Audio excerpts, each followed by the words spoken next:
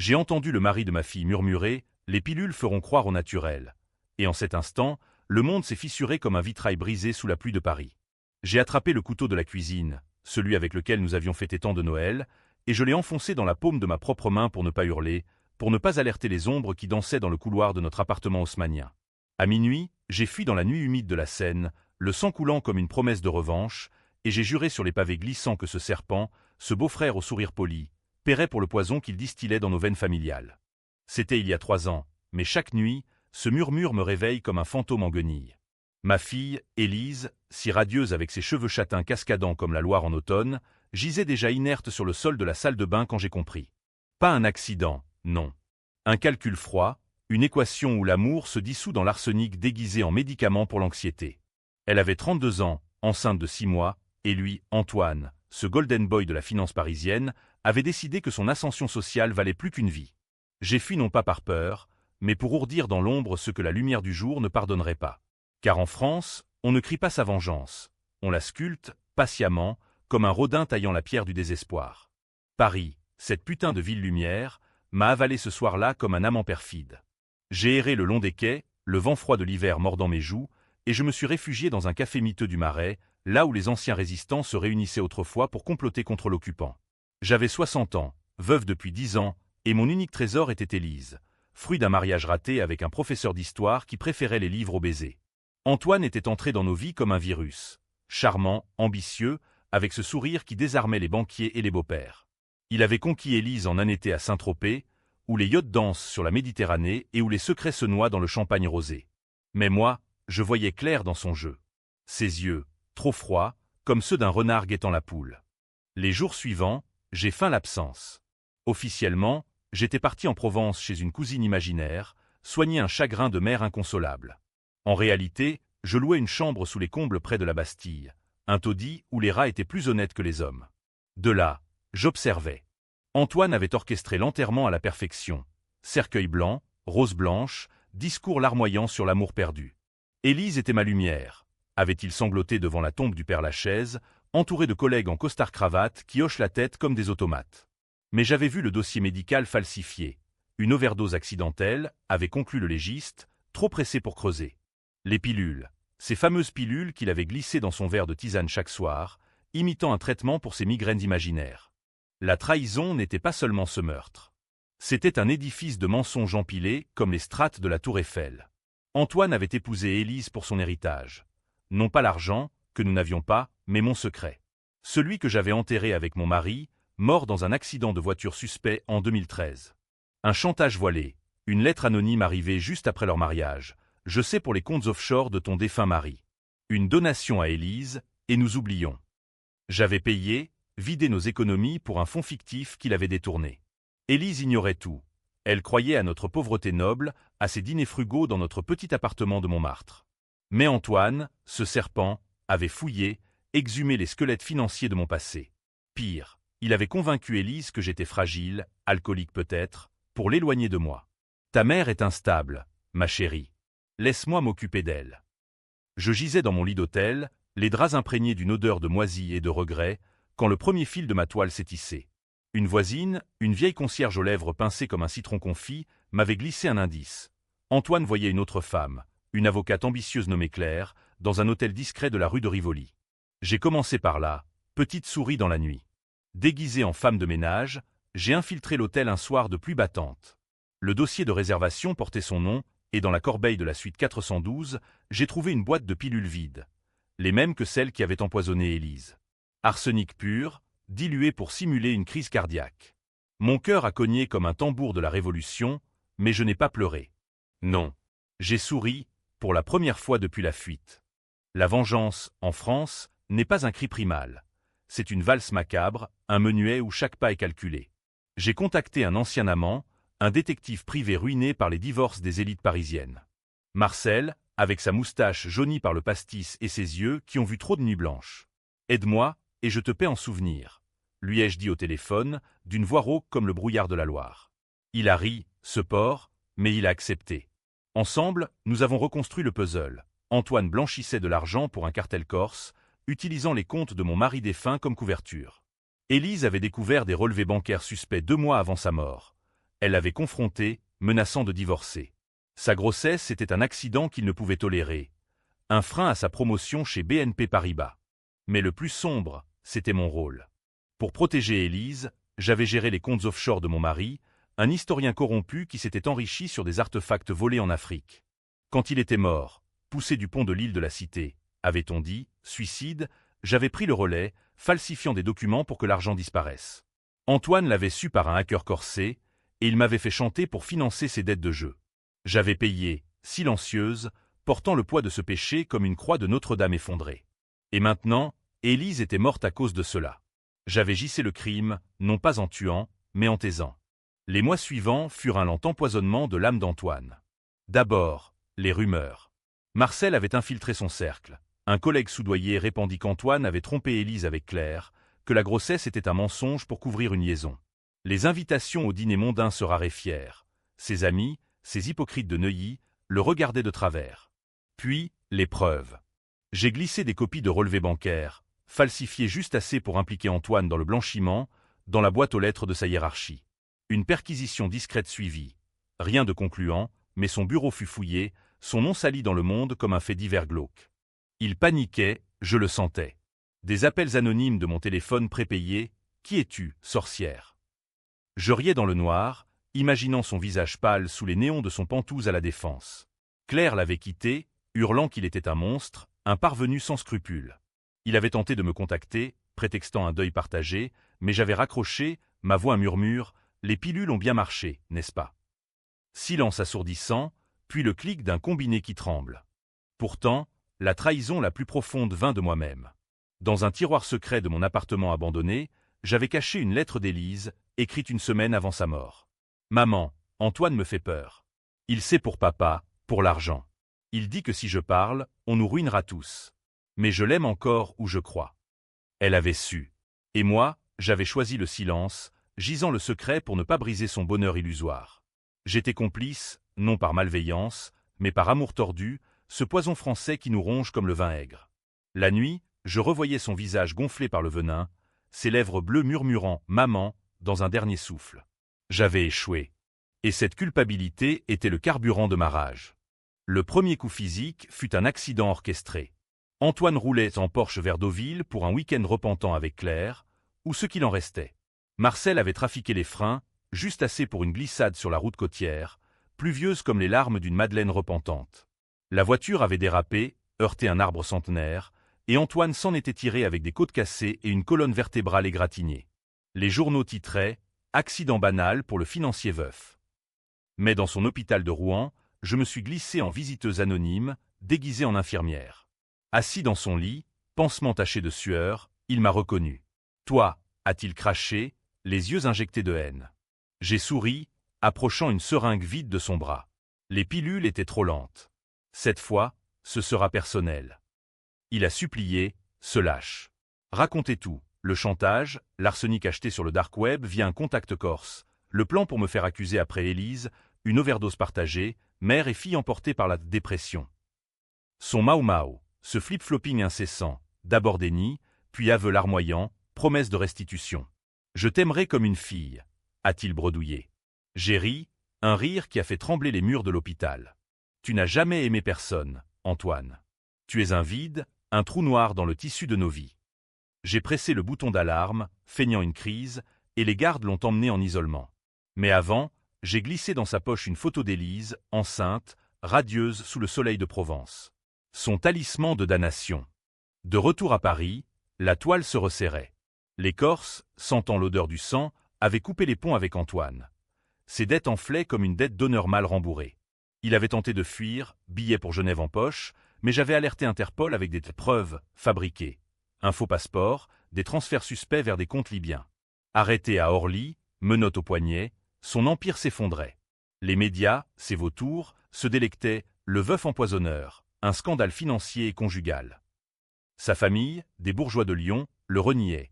Sa mère, une pieuse, pleurait en public sur France Inter, accusant les vices de la capitale. Mais le chaos trao, ce moment où le lecteur choisira son camp, fut le procès. Pas le sien. Oh non, Antoine avait plaidé un complot, accusant les Corses, moi-même en ombre chinoise. Non, mon procès à moi. Car dans la frénésie, Marcel avait craqué, un verre de trop, et il avait vendu l'histoire à un journaliste de Libération. La belle-mère vengeresse, manipulation ou justice poétique. Les titres hurlaient mon nom, Marguerite Duval, la veuve qui avait ourdi la chute de son gendre. J'étais arrêté pour entrave à la justice, chantage et pire, complicité dans les fraudes passées de mon mari.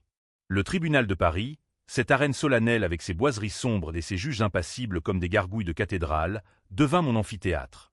Assise au banc des accusés, face à Antoine qui me fusillait du regard depuis le sien, j'ai tout avoué. Le silence sur les comptes offshore, le chantage subi, la vengeance ourdie. J'ai gissé pour protéger ma fille, ai-je déclaré d'une voix claire comme le cristal de Baccarat. Et quand il l'a tuée, j'ai choisi de devenir le poison qu'il avait instillé. La salle bruissait, des féministes applaudissaient en silence ma rage maternelle, des conservateurs crachaient sur cette hystérique qui s'appelle ordre social. Antoine, ce flip-flopé, changea encore, d'abord victime, puis accusateur, jurant que j'avais forcé sa main, que mon secret l'avait corrompu. Elle m'a rendu monstre, hurla-t-il, larmes crocodiles coulant sur ses joues rasées de frais. Les débats firent rage. Était-ce justice ou vengeance? Une mère brisée ou une criminelle calculatrice? Les experts psychiatres disséquaient mon âme. Deuil pathologique, syndrome de Munchausen par procuration inversée. Mais le jury, ce peuple de Français ordinaires, un boulanger de Belleville, une prof de banlieue, un retraité de Versailles hésitait. Divisé, comme Paris en mai 1968, entre empathie et répulsion. Puis, le twist, ce coup de théâtre qui entra les salons littéraires pendant des années. Au milieu du procès, une lettre fut lue à voix haute. Celle d'Élise, non pas la mienne, mais une autre, exhumée d'un coffre bancaire que j'ignorais. Écrite 2 jours avant sa mort, elle accusait Antoine explicitement. Il m'a forcé à avorter en secret, maman. Les pilules, ce n'était pas pour l'anxiété. Il voulait l'enfant mort, comme notre mariage. Si je meurs, c'est lui. Pardonne-moi de t'avoir menti sur l'héritage. J'ai tout su, et j'ai payé pour ton silence. La salle explosa. Élise n'était pas victime innocente. Elle avait su pour les fraudes, et pire, elle avait comploté avec Antoine pour me dépouiller davantage, croyant me protéger d'un scandale. Mon silence avait été un pacte tacite, une trahison mutuelle mère-fille. Antoine rit, un ricanement diabolique qui fit taire la cour. « Voyez, elle était comme moi », hurla-t-il. Mais le twist final, Élise n'était pas enceinte de lui. Un amant secret, un artiste bohème de Montparnasse, l'avait engrossé dans une rébellion contre son mariage doré. Les pilules, pas pour tuer l'enfant, mais pour la forcer à avorter, car Antoine avait découvert la trahison. Élise s'était suicidée, non empoisonnée. Les analyses toxicologiques, revues sous pression, montraient une auto-ingestion massive. Mon gendre n'était pas meurtrier. Il était cocu, brisé, et ma vengeance? Un château de cartes bâti sur le mensonge d'une fille qui m'avait trahi 2 fois. Le jury acquitta Antoine pour manque de preuves. Moi, je fus condamné à 5 ans pour fraude et manipulation, avec sursis pour circonstances atténuantes de deuil. Libéré sous bracelet électronique, je marchais dans les rues de Paris, la Seine indifférente coulant sous les ponts. Antoine, ruiné, errait comme un fantôme à Lisbonne, changeant encore de camp en écrivant un livre, La sorcière de Montmartre. Était-ce victoire ou défaite? J'avais vengé un fantôme, gissé un autre.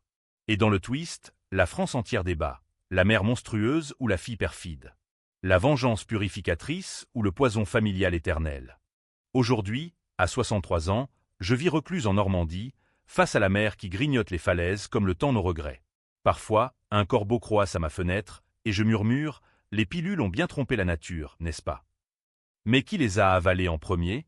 C'est le secret que je garde, UAM comme un vin de Bourgogne trop tannique, pour que le monde continue de se disputer mon ombre. Les vagues de la Manche se fracassaient contre les rochers d'Étretat comme les regrets qui me hantaient, inlassables, sculptant mon âme en falaise érodée. Libéré, mais enchaîné par ce bracelet qui bipait à chaque pas hors de ma petite maison de pêcheur, j'observais Antoine de loin, à travers les écrans froids d'un ordinateur volé. Il avait fui en Portugal, ce pleutre, mais la toile d'Internet est plus tenace que les filets des pêcheurs normands. Son livre, La sorcière de Montmartre, cartonnait dans les librairies de Lisbonne et même à la Fnac de Paris.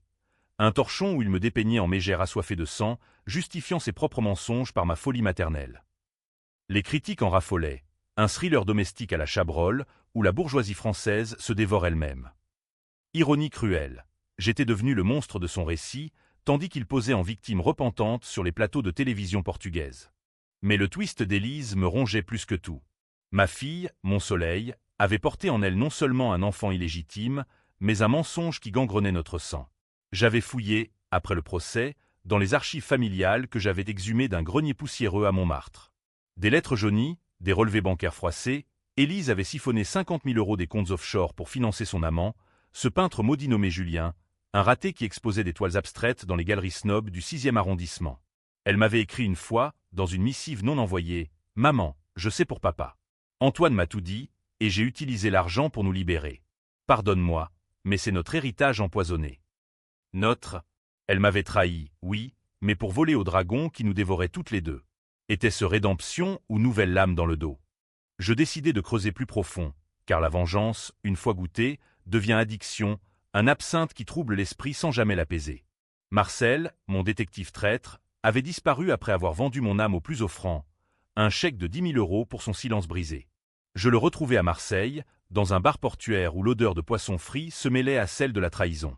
Il était avachi sur le zinc, moustache pendante, un verre de Ricard à la main. « Marguerite, grogna-t-il en me voyant, tu ressembles à un spectre de la comédie française. » Je m'assis, commandai un café noir comme mon cœur, et posai la photo de Julien sur le comptoir. « Trouve-le. Ou je raconte à ta femme comment tu as détourné mes fonds pour tes dettes de jeu. » Il accepta, ce chien, et une semaine plus tard, un dossier atterrit dans ma boîte postale normande. Julien vivait à Berlin, ruiné, peignant des portraits de femmes mortes pour survivre.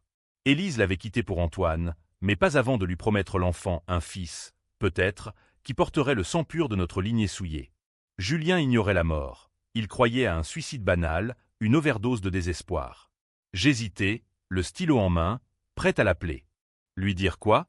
Que sa muse était une menteuse, que son enfant avait été avorté par des pilules amères. Ou que j'étais la grand-mère fantôme, vengeresse d'un fantôme. Au lieu de cela, je contactai Antoine.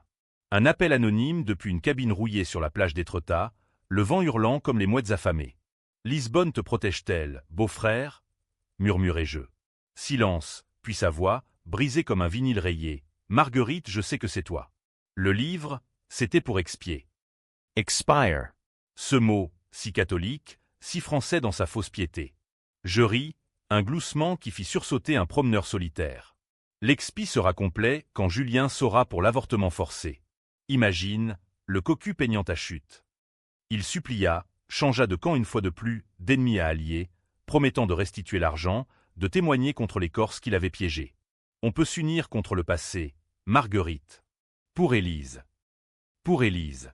Ces mots me transpercèrent comme une lame de guillotine. Je raccrochai, mais le poison était planté.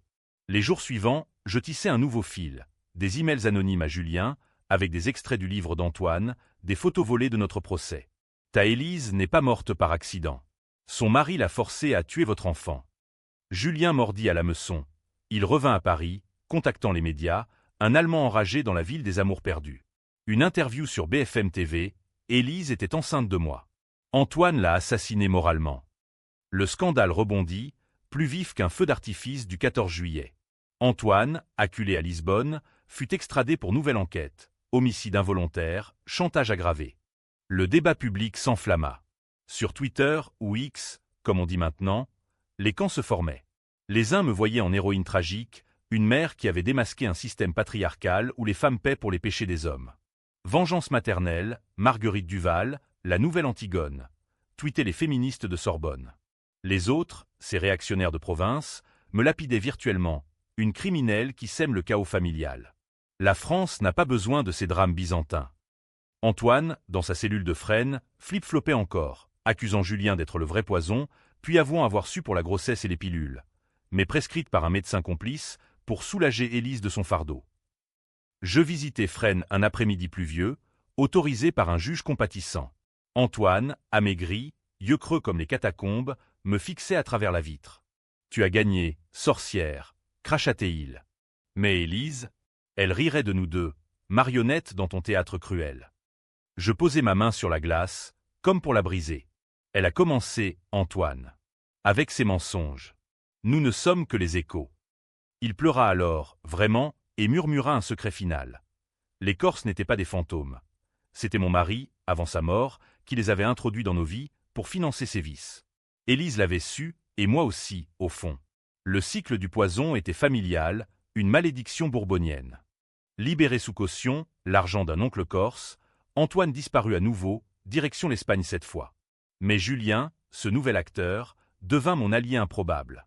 Nous nous rencontrâmes à un café du quartier latin, sous la pluie fine qui lave les péchés parisiens.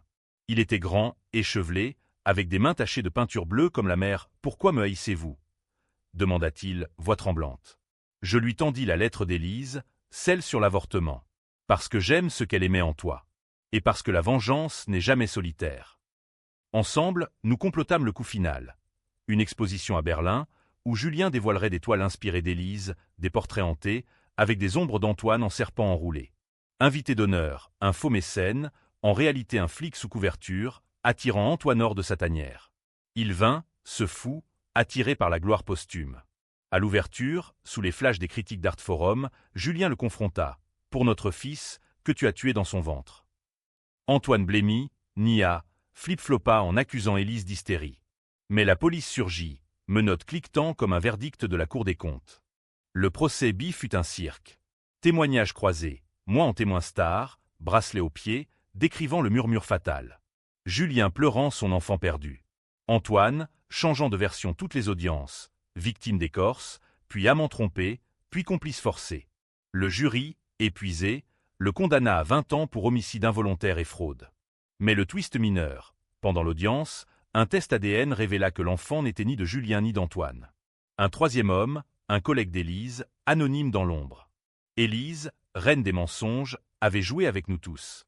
Libéré de mon bracelet, je rentrai en Normandie, le cœur plus léger mais fissuré.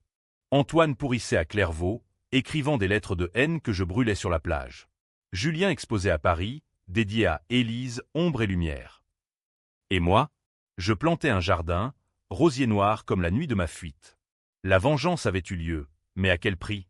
Les débats continuaient. Étais-je justicière ou pyromane familial? La France, ce pays de controverses, adorait cela. Un roman-vivre qui divisait les dîners en ville. Pourtant, dans le silence des falaises, je sentais Élise près de moi, murmure fantôme. « Maman, les pilules étaient pour nous libérer toutes. » Libérer? Ou empoisonner? Le doute, UAM étendu, était ma dernière compagne. L'automne normand enveloppait ma maison d'un manteau de feuilles mortes, craquantes sous mes pas comme les os d'un passé brisé. Les rosiers que j'avais plantés, des variétés anciennes, importées de Provence, avec des épines acérées comme des remords, fleurissaient malgré tout, rouge sombre comme le sang que j'avais versé symboliquement cette nuit de fuite.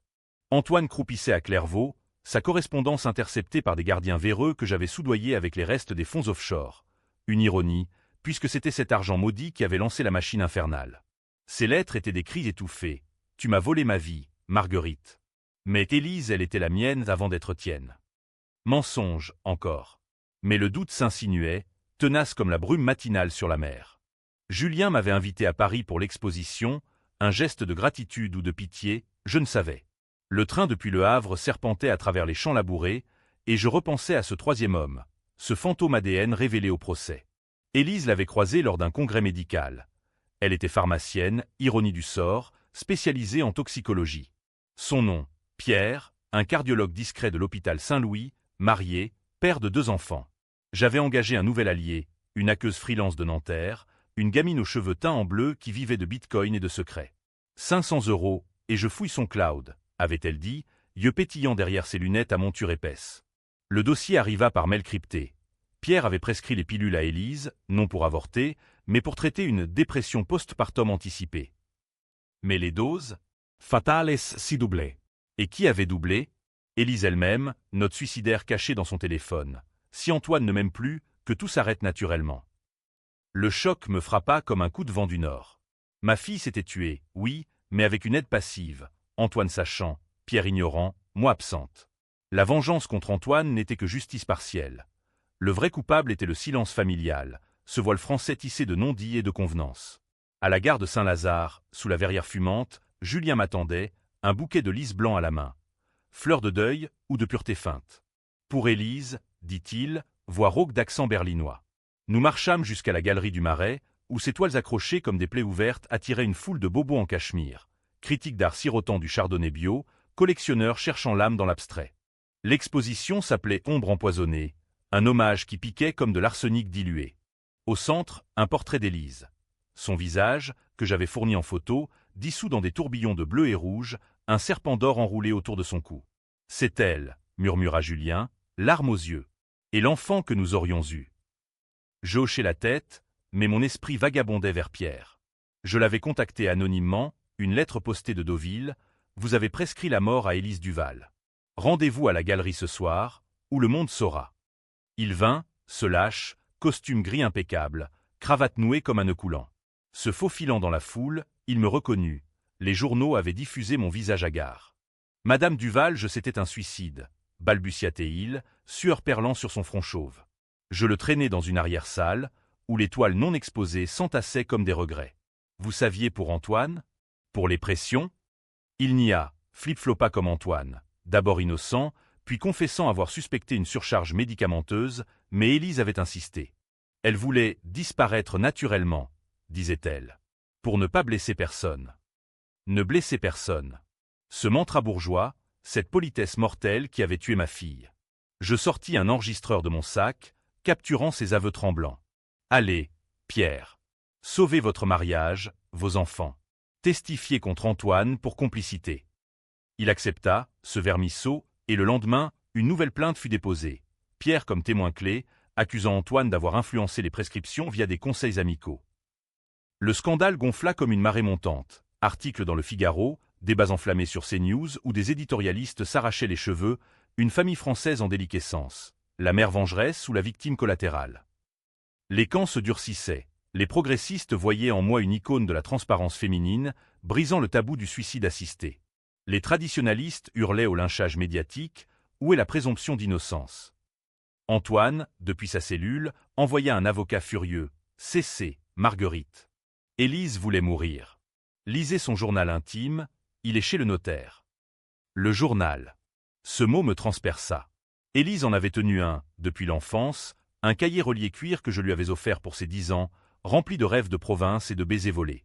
Le notaire de Rouen, un homme aux lunettes pince-nez, me le remit dans un bureau lambrissé sentant le vieux papier et les secrets enfouis. Les pages jaunies, écriture fine comme des aiguilles, confession d'une femme piégée. Antoine me trompe avec Claire, mais je l'aime pour son ambition. Elle me manque à moi aussi. Maman sait pour les comptes, et je l'ai couverte, volant pour Julien parce qu'il peignait mon âme. Les pilules, mon échappatoire. Pas pour l'enfant, il n'y en avait pas de sien. Juste pour arrêter la douleur. Pardonnez-moi, tous. Les larmes coulèrent enfin, chaudes sur mes mains ridées. Élise n'était pas victime ni bourreau.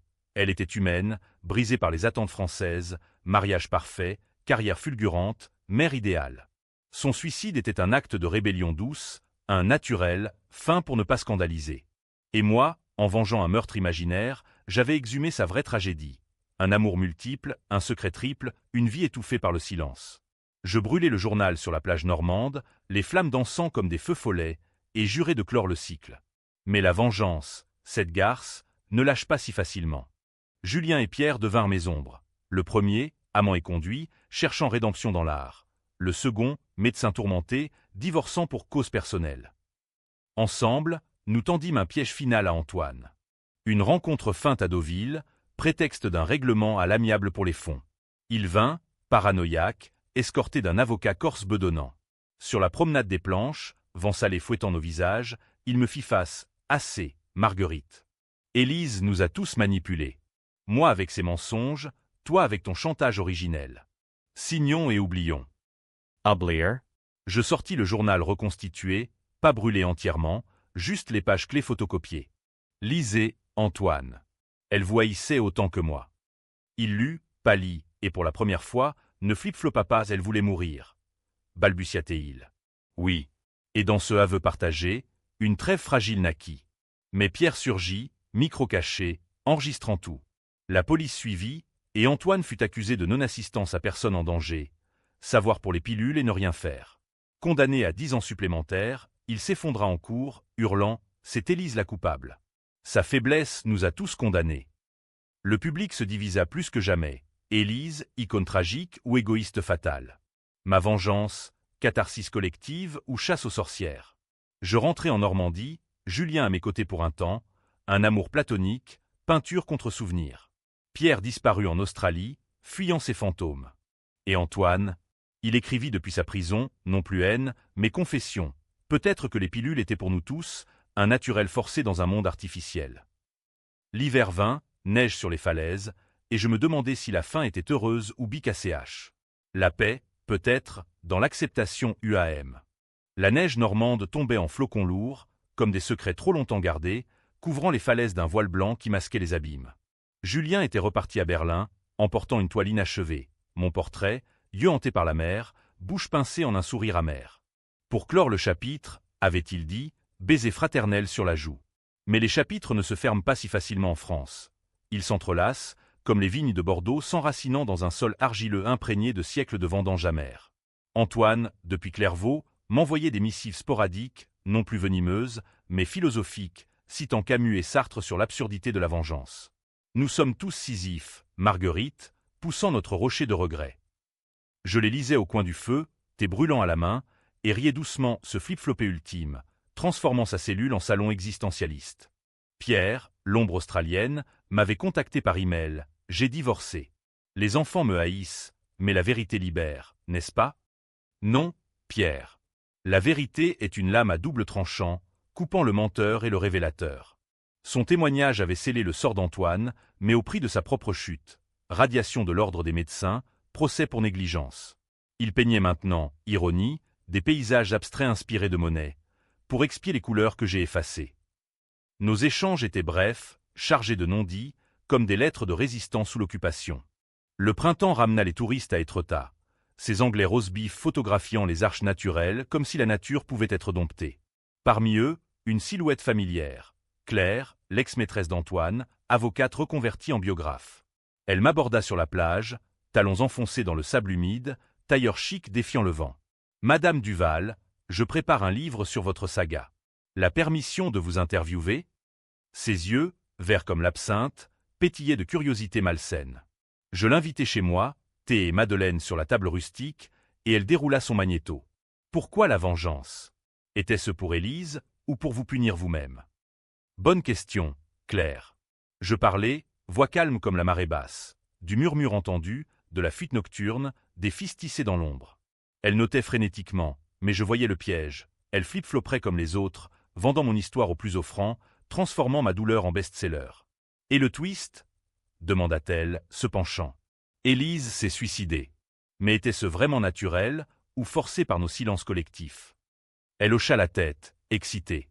Controversé, parfait pour les prix littéraires. Je souris, glissant dans sa tasse une dose infime de somnifère. Pas pour tuer, juste pour rêver. Elle s'endormit sur le canapé, et je fouillai son sac, brouillon de son livre, accusant Élise d'être la vraie manipulatrice, moi en complice passive. La nuit tomba, lune pleine illuminant les falaises comme un projecteur théâtral. Claire se réveilla groggy, moi assis en face, le manuscrit à la main.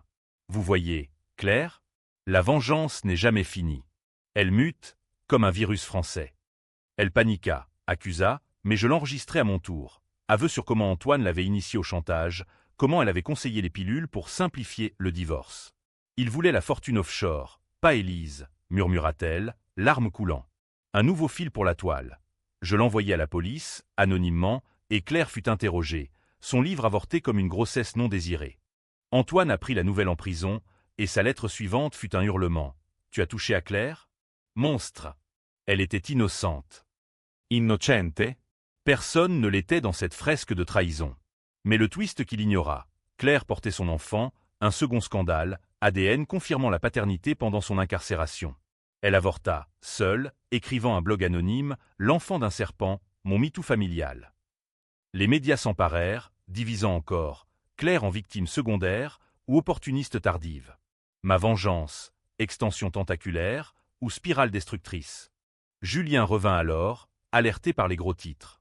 Nous marchâmes sur les falaises, vent salin fouettant nos cheveux grisonnants. « Arrête, Marguerite !» implora-t-il. Élise ne voudrait pas cela. Je m'arrêtai au bord du vide, regard sur l'abîme écumant. Et si elle le voulait? Son journal parlait de « libération collective ». Peut-être que détruire Antoine, c'est nous libérer tous. Il me serra, frère en douleur, et nous rentrâmes. Cette nuit, nous fîmes l'amour, pas passion, mais commémoration, corps entrelacés comme les racines des rosiers. Au matin, il partit, laissant une toile. Nous deux, enlacés sur fond noir, ombres oubliées. L'été apporta la chaleur, et avec elle, un visiteur inattendu, la mère d'Antoine, une veuve lyonnaise aux perles et aux chignons serrés. Elle arriva en Mercedes, parfum de lavande envahissant ma cuisine. « Fille, dit-elle, fille. Mon fils est innocent. » Élise l'a piégé avec ses mensonges. « Laissez-le. » Je servis le thé, sucré au miel de Normandie, et écoutai ses plaintes. Antoine enfant prodige, trahi par une catin pharmacienne. Mais sous ces mots, un secret. Elle avait su pour les Corses, financé par son mari, grand-père d'Antoine, un collaborateur de Vichy blanchi post-guerre. Le poison remontait aux origines, une malédiction transgénérationnelle. Je ne la vengeais pas encore. Au lieu, je lui donnai une copie des aveux de Claire. « Lisez, madame. Votre fils, c'est un écho de son père. » Elle partit, pâle comme un linge, et une semaine plus tard, un suicide raté, pilule, encore, avalée dans un hôtel de Lyon. Sauvée, mais internée. La presse titra « La famille Duval-Corse, une dynastie de toxiques ». Les débats culminèrent, ma saga en feuilleton national, pétition pour ma canonisation ou mon exil. Pourtant, le chaos personnel vint en automne. Antoine, libéré en conditionnel pour bonne conduite, me confronta à Paris. Rendez-vous au Père-Lachaise, tombe d'Élise. Il arriva, vute, barbe hirsute, finisson sen, marguerite. Tue-moi si tu veux. Je sortis non un couteau, mais le journal complet d'Élise. Lise. Et pardonne. Il lut, s'effondra sur la pierre froide. Elle nous aimait tous, à sa façon tordue. Oui. Et dans ce pardon forcé, un twist. Il avoua avoir murmuré les pilules non pour tuer, mais pour se suicider avec elle, un pacte d'amoureux maudit qu'elle avait retourné contre lui en les prenant seuls. Nous pleurâmes ensemble, ennemis réconciliés dans le deuil. Mais était-ce vrai? Son flip-flop final, ou manipulation? La police, alertée par un corbeau, moi, rouvrit l'enquête. Antoine arrêté à nouveau, pour faux témoignage. Et moi, témoin clé, libre mais marqué. L'hiver revint, et je compris, la vengeance n'était pas destruction, mais révélation. UAM, tendu, controversé, comme la France elle-même. L'hiver 2025 s'installa sur la Normandie comme un manteau de givre, figuant les falaises en sculptures immobiles, miroir de mon âme gelée. Antoine, réincarcéré pour ses mensonges cumulés, avait cessé d'écrire. Son silence était plus éloquent qu'un cri, un aveu muet de défaite. La tombe d'Élise au Père-Lachaise, visitée en secret, était couverte de fleurs fanées, des lys de Julien, des roses de Claire, même une marguerite anonyme de Pierre l'Australien. Je m'agenouillais là, doigt effleurant la pierre gravée Élise Duval, 1993 à 2022, lumière dans l'ombre, et murmurais « Ta vengeance était la plus subtile, ma fille. Tu nous as tous forcés à nous regarder en face. » Le livre de Claire ne vit jamais le jour, avorté par le scandale. À la place, elle lança un podcast, Toxique Intime, où des anonymes confessaient leurs poisons familiaux. Mon épisode, diffusé sans mon accord, fit des millions de téléchargements, voix déformée, mais reconnaissable à mon accent provençal teinté de Paris. La mère qui a tout détruit pour sauver l'âme de sa fille. Héroïne ou destructrice? Les auditeurs votaient, divisés 50 à 50, comme un référendum gaulien. Les féministes m'adoraient, Marguerite libre, briseuse de chaînes patriarcales. Les moralistes me maudissaient, une vipère qui a empoisonné 3 générations. Controversé, jusqu'au bout. Julien organisa une rétrospective à Berlin, m'invitant comme muse vivante. Le train Berlin-Paris fut un voyage introspectif, paysages flous défilant comme des souvenirs estompés. À la galerie, sous des néons froids, mes portraits, non, nos portraits, pendaient comme des ex-voto. Une foule internationale, Allemands stoïques, Français expatriés sirotant du secte. Julien, vieilli mais passionné, leva son verre, à Élise et à Marguerite, qui a transformé la douleur en article. Applaudissements, flash, et au milieu, un fantôme, Pierre, revenu d'Australie, bronzé mais brisé. « J'ai tout perdu, mais j'ai guéri, » dit-il, serrant ma main. « Merci pour la vérité. » Cette nuit-là, nous parlâmes jusqu'à l'aube dans un café de Kreuzberg, bière et philosophie.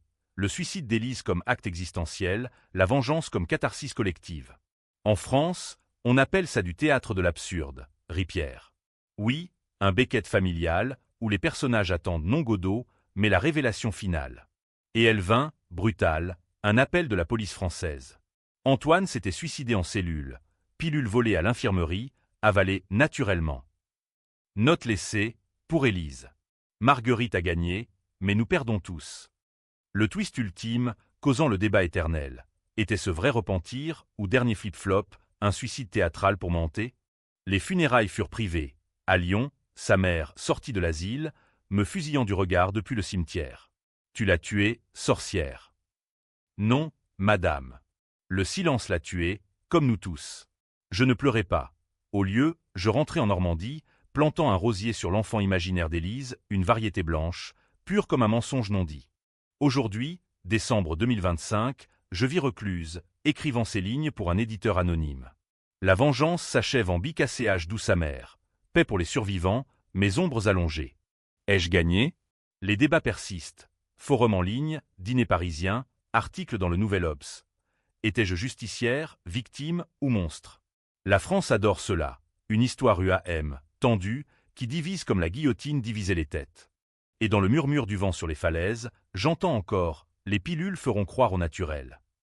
Mais maintenant, je sais, rien n'est naturel dans nos cœurs empoisonnés. Seulement l'humain, fragile et vengeur. Fin.